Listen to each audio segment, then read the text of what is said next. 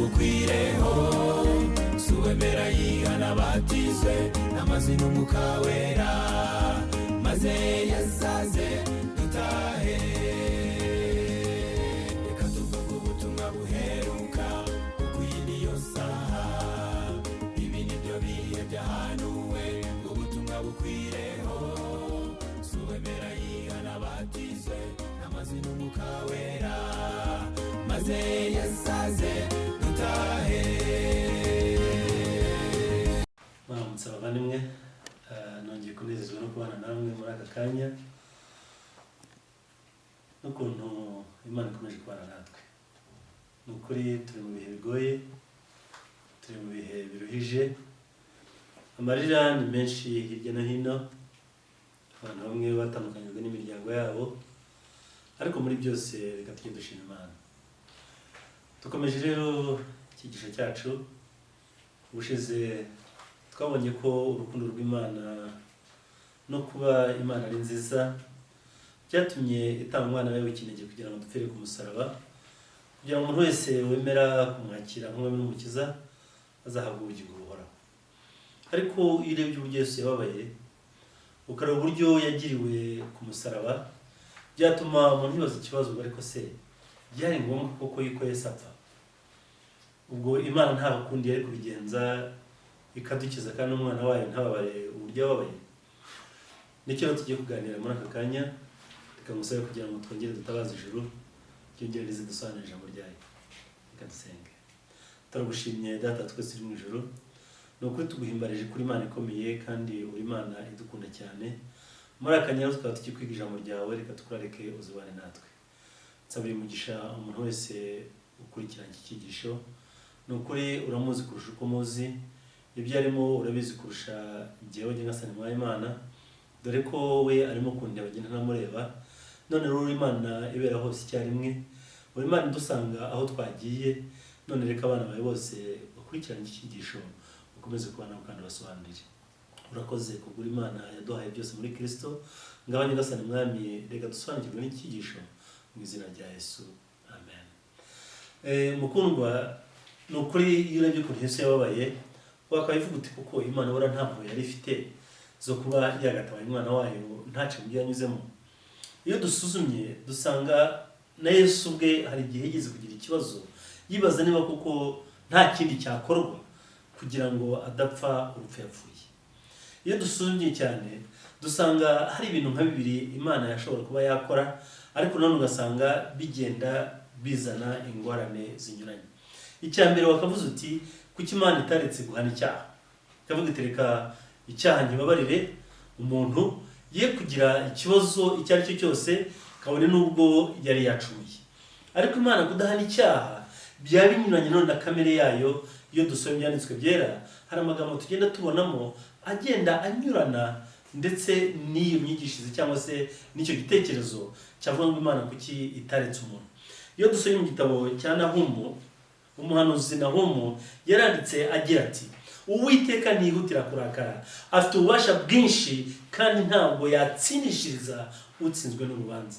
Nshuti mukundwa, Imana muri kamere yayo, ugomba gutsindwa aratsinda, ugomba gutsinda aratsinda, n'ugomba gutsindwa nawe agatsindwa. Ntabwo kamere y'Imana yahinduka ku buryo yatsindishiriza ugomba gutsindwa n'urubanza. Iyo usomye none muri Yesaya igice cya 55:21 haranditswe ngo kandi nta yindi Mana ibaho itari iki. Iyi ni Imana yivuga, Imana ica urwa kibera kandi ikiza. Nta yindi ibaho itari iki.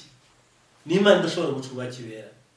Niba umuntu ari umunyabyaha, icyaha cyakozwe, icyaha kigomba guhana. Murabizi neza namwe, igihugu kidahana muzi amaherezo abaho. Imana yacu nayo itangiye kuvuga ngo ntabwo ihana abanyabyaha, hari ibibazo byavuka kandi bigakwira isi yose, bikatugiraho ingaruka itari nziza. Reka mabwire inshuti bakundwa, n'igihe mu ijuru habaga ikibazo, igihe Rusifero yari yishyize hejuru, hari ikibazo cyabaye, Imana ihitamo kumuhana no kumwirukana mu ijuru. Imana rero kamere yayo ntabwo yakwemera yuko Imana irebera icyaha kikagenda kidahanwe. iyo usomye Gutegeka kwa kabiri ibice 32:4 naho ijambo ry'Imana ratubwira ngo icyo gitare umurimo wacyo urutunganye rwose, ingeso zacyo zose nizo gukiranuka, n'Imana y'umurava itarimo gukiranurwa kandi ica imanza zitabera. Ni ukuri Imana yacu iratunganye, ntabwo Imana yacu imanza zitabera. Ndagira ngo nawe utekereze, wagiye mu rukiko, haje baruharwa, abaterariste, abantu bafasha abana ku ngufu, abicanyi banyuranye, noneho wahagera ugasanga uwo munsi umucamanza ni umucamanza ufite imbabazi nyinshi cyane. Ba bantu bose ati ndababariye. Wataha wumva ko ubwo bucamanza bumeze bute? Wataha uvuga uti ubucamanza buteye bute? Ese nawe ntiwagenda uvuga uti iki gihugu nta butabera burimo? Ndagira ngo utekereze abantu bakoze ibyaha byinshi cyane, bageze mu rukiko, umucamanza kubw'urukundo, umucamanza kubw'ineza ye akavuga ati mwese mwitahire, ndababariye nimugende. Ese nshuti mukundwa, ubwo abakorewe ibyaha, icyo cyaha kidahanwe, nticyabarwa ko uwo mucamanza adafite ubutabera, aca imanza zibera? Imana yacu rero nayo ni ukuri navuga ko aricyo kibazo yagahoye nacyo, aho abanyabyaha icyaha cyari kugenda kidahanwe mu ijuru hose, bari kwibaza bwa butabera bw'Imana bwagenze gute. Yesu igihe yari mu gashyamba ka Getsemani, abona ko agiye kubabara, abona ko agiye gupfa urupfu rubi, abona ko agiye gushinyagurirwa, nshuti mukundwa, nawe yibajije niba nta kindi cyakorwa. Tumubona ajya gusenga muri Matayo 26, Matayo 26, iyo usomye umurongo wa 39 dusanga Kristo nawe abaza se niba nta kindi cyakorwa.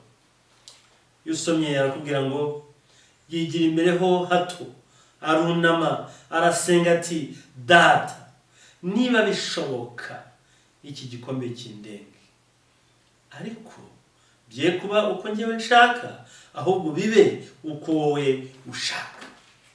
Yesu yarimo kubaza se ati Data, nta kindi cyakorwa? Ese ntabwo byashoboka ngo iki gikombe kindenge? Nta kuntu wakiza umunyabyaha, ariko nanjye sinjye muri aka kababaro, nanjye sinjye ku musaraba. Ese Data, ntabwo byashoboka?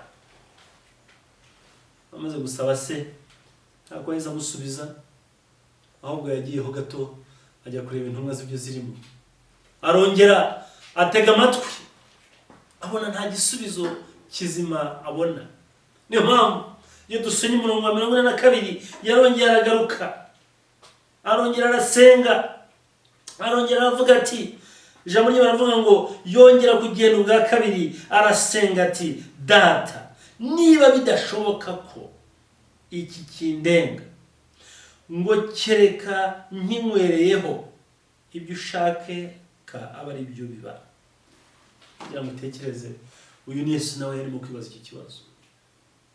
Ese hari ubundi buryo umuntu yagakijijwe? Ese hari ubundi buryo Imana yagahanganye n'icyaha, umwana wayo ntapfe? Yesu amaze kubona ko bitari bukunde, kubw'urukundo yadukunze, ni ukuri yaremeye igikombe arakinywa. Iramunyara avuga ngo ko yakunze abari mu isi, yarabakunze kugeza igihe atanga ubugingo bwe. Ijuru ryabonye ko nta yindi nzira umunyabyaha yagakirijwemo. Kubw'urukundo ijuru ridukunda, Yesu yaremeye kiriya gikombe arakinywa. Ariko hari ikintu nshaka kubwira muvandimwe, ni uko abantu batazakira Kristo n'ubutumwa bwiza, kiriya gikombe nabo bazakinywa hatarimo imbabazi izo arizo zose.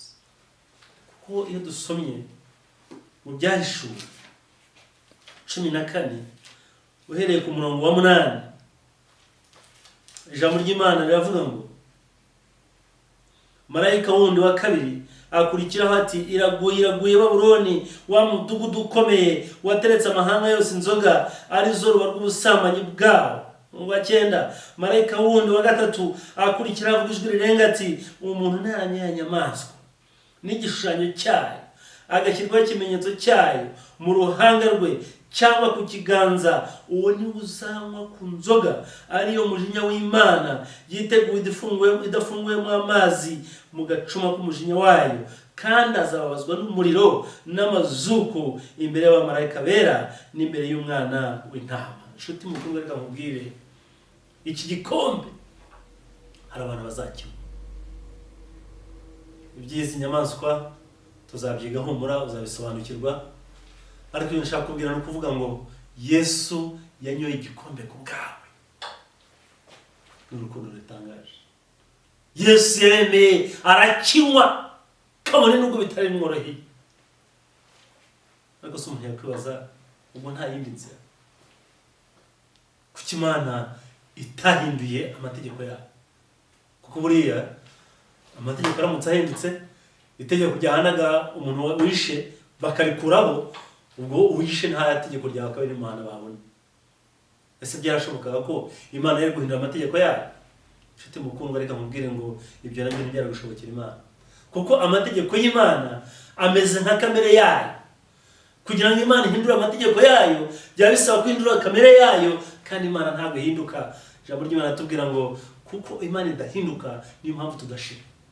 Ihora ari urukundo, n'ibyayo byose ntibihinduka, ntabwo bimeze nkatwe. Iyo usomye mu Abaroma igice cya 7 umurongo wa 12, tuhasanga amagambo meza cyane atubwira kamere y'amategeko y'Imana, yuko n'Imana ntaho bitandukaniye. Iyo usomye umurongo uravuga ngo noneho amategeko nayera, ndetse n'itegeko ryose ni iryera, rirakiranuka kandi ni ryiza. Nawe tekereza, ikintu kiza, ikintu gikiranuka, ikintu cyera, urumva ko izo ari byo bigize Imana ubwayo. Kuko ijambo ry'Imana tubwira ngo Imana ni yera, Imana irakiranuka, urumva ko n'amategeko yayo nayera kandi arakiranuka kandi ni meza. Nkuko Imana ni nziza, n'amategeko yayo akaba meza. Nkuko Imana ari yera, n'amategeko yayo akaba ari ayera, nta kuntu Imana yagahinduye amategeko yacu. Niyo mpamvu byabaye ngombwa ko Yesu yemera akajya ku musaraba, kugira ngo Imana ikomeze kuba Imana. Iba Imana ica urutabera, kandi iba Imana nziza, iba Imana y'urukundo. Ku musaraba niho ubuntu n'imbabazi ndetse n'ubutabera bw'Imana byahoberaniye. Reka mbwira inshuti mukundwa, niba hari ikintu dukwiye guhora duha agaciro gikomeye cyane, ni umusaraba wa Yesu. Kuko ku musaraba nibwo twabonye ubutabera bw'Imana buboneka. Incungu yanjye nawe iraboneka. Nshuti mukundwa, agakiza kawe nanjye karaboneka, kandi no gukiranuka kw'Imana ntikwahungabana. Ubutabera bw'Imana ntibwahungabana. Yesu adukorera umuti mu mvugo y'iki gihe. Niyo mpamvu iyo usomye mu Baroma igice cya 3:23 tuhasanga amagambo meza cyane.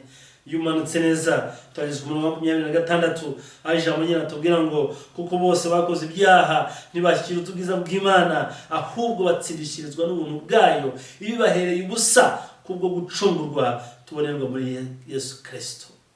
Niwe Imana yashyizeho kuba impongano y'uwizera amaraso ye, kugira ngo yerekane gukiranuka kwayo kwayiteye kwirengagiza ibyaha byakozwe mbere y'icyo gihe, ubwo Imana yabyihanganiraga. Umurongo wa 26, kandi yabikoreye kugira ngo no muri iki gihe yerekane gukiranuka kwayo, ngo ibe ikiranuka kandi itsindishirize uwizeye Yesu. Haleluya!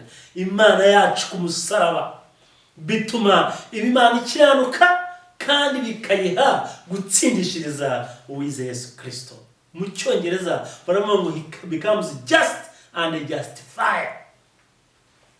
Ikaba ikiranuka, ikaba Imana ifite ubutabera, ikaba imana utayibonaho ikizinga, ariko noneho ikabona ububasha n'uburenganzira bwo gutsindishiriza umuntu wese uri muri Kristo Yesu. Inshuti mukundwa, reka nkurarike, nta kintu usabwa gukora ni ukwakira Kristo akajya mu bugingo bwawe. Nta kintu usabwa gukora ni ukumwiha mu biganza bye ukabona agakiza k'iteka ryose. Imana idufashe kugira ngo aya magambo tuyasobanukirwe, adutere gukunda n'ukuri ibyo Yesu yadukoreye. Iyo turebye ibyo Yesu yadukoreye ku musaraba, usanga izindi nkundo zose ziri ku busa, ahubwo urukundo nyarukundo akaba ari tubonera ku musaraba i Karuvali. Imana nta bundi buryo yakagukijije uretse kwemera Yesu Kristo akabambwa ku bwawe, uretse kwemera Yesu Kristo bakamutera imisimari mu biganza, uretse kwemera ko Yesu Kristo bamutera imisimari mu birenge, uretse kwemera ko Yesu Kristo bamutera icyuma mu mbavu, kamba ry'amahwa, agashinyagurirwa. Nshuti mukundwa, reka mubwire, muri Kristo Yesu niho tubona agakiza kuzuye, kandi Imana iguhe umugisha ukomeze gukurikirana ibyigisho. Reka musabe tugiye gutangira dusuzuma neza aka gakiza ko kameze gate, ubutumwa bwiza buza gute. Tuzifashisha cyane urugendo rw'Abayisiraheli, reka murarike icyiciro cy'ubutaha ngo tuba dusuzuma uburyo Imana yumva kandi igatabara. Uzacikwe, kandi utarakora subscribe ubikore kugira ngo kitazagucika cyangwa se ukagira ibindi biguhuza ntuzakibone. Ariko uko subscribe, icyishe cyose barakubwira, kugiye kuri WhatsApp urasanga kigutegereje. Nyamuneka niba ubutumwa bwiza ubona ko ari bwiza, nawe ukore share. Hasigaye reka dusabe Imana iduhe umugisha mu izina rya Yesu. Data twese mu ijuru, turagushimira ku gikorwa cyiza wadukoreye ku musaraba, ubwo nta kindi cyakabaye kugira ngo umwana w'umuntu akizwe, ahubwo ukemera ko Kristo abambwa agapfurupfuri rw'agashinyaguro, akemera kuba ikivomwe ku bwacu kugira ngo muri we dushobore kubona impongano y'ibyaha byacu. Urakoze kubw'urwo rukundo ruhebuje, mu izina rya Kristo umwami wacu, amen. Imana iguhe umugisha kandi kugirire neza naho utaha.